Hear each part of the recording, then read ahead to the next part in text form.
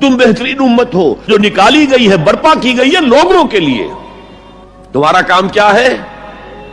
تأمرون بالمعروف وتنہون عن المنکر وتؤمنون باللہ، نیکی کا حکم دیتے ہو، بدی سے روکتے ہو، اور اللہ پر ایمان پختہ رکھتے ہو. لیکن امت تو بھول گئی.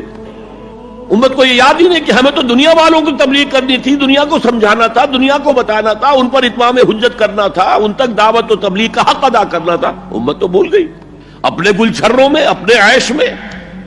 سرے سے یاد ہی نہیں کہ ہمارا یہ کوئی فرض منصبی ہے، شہادت علی الناس کوئی ہماری ذمہ داری ہے، ہم مسئول ہوں گے اللہ کے ہاں. احساس ہی نہیں. اپنی روٹی، اپنی دال، اپنا مکان، اپنی کوٹھی، اپنا محل، اپنی کار، اس کا نئے سے نیا جو ہے ماڈل، ساری ہماری سوچ تو ان چیزوں کے گرد ہے. کس کو یاد ہے کہ بحیثیت امت ہمارا فرض کیا تھا؟ اس حال میں کچھ لوگ تو ہونے چاہیے جو ہوش میں آئے. تو جاگو اور جگاؤ. جسے ہوش آ گئی، ارے ہماری ذمہ داری تھی، ہم بھولے بیٹھے، اسی لیے ہم برباد ہو رہے، تباہ ہو رہے.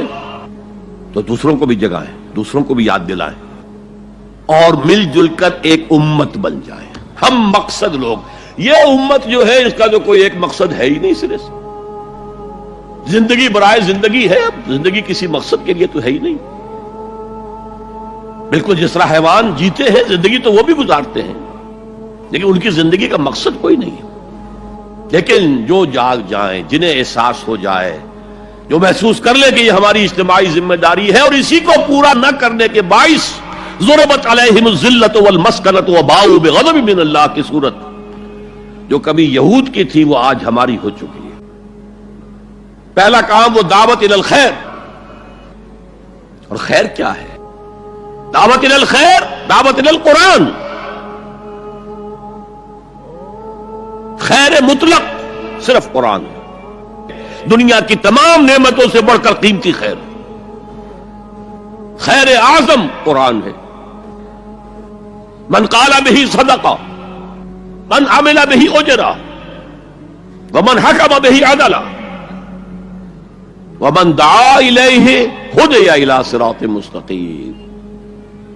جو اس قرآن کی بنیاد پر کوئی بات کہے اس نے سچ کہا، جو اس قرآن کے پر عمل کرے اس کا اجر محفوظ ہے، جو اس قرآن کی روح سے کوئی فیصلہ کرے اس نے عدل کیا. اور جو اس قرآن کی طرف بلائے، کسی اور کو ہدایت ہو نہ ہو، اس کی ہدایت تو ہو گئی، انشورڈ. ومن دعا الیہ ہدی الی صراط مستقیم. تو قرآن کی طرف بلاؤ. دوسرا کام امر بالمعروف نہی عن المنکر. نیکی کا حکم دے، بدی سے روکے.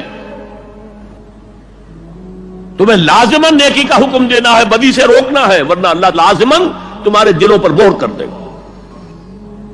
من رأى منکم منکرا فلیغیرہ بیدہ فإن لم یستطع فبلسانہ فإن لم یستطع فبقلبہ وذلک اضعف الایمان. تم میں سے جو شخص بھی کسی بدی کو دیکھے اس کا فرض ہے کہ طاقت سے، ہاتھ سے اس کو روکے، بدلے. اگر اس کی استطاعت نہ رکھتا ہو تو زبان تو استعمال کرے، گونگا شیطان تو نہ بن جائے.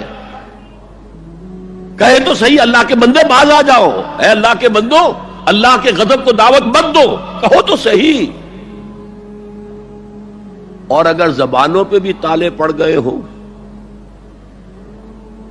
اور زبانوں کے گدیوں سے کھینچے جانے کا امکان ہو جائے تو آخری درجے میں فإن لم یستطع فبقلبہ، دل سے شدید نفرت تو رکھے. راتوں کی نیندیں حرام تو ہوں، سوچے تو صحیح کیا ہو رہا ہے. دولت کی تقسیم کا نظام اسلامی نہیں ہے، سیاسی نظام اسلامی نہیں ہے.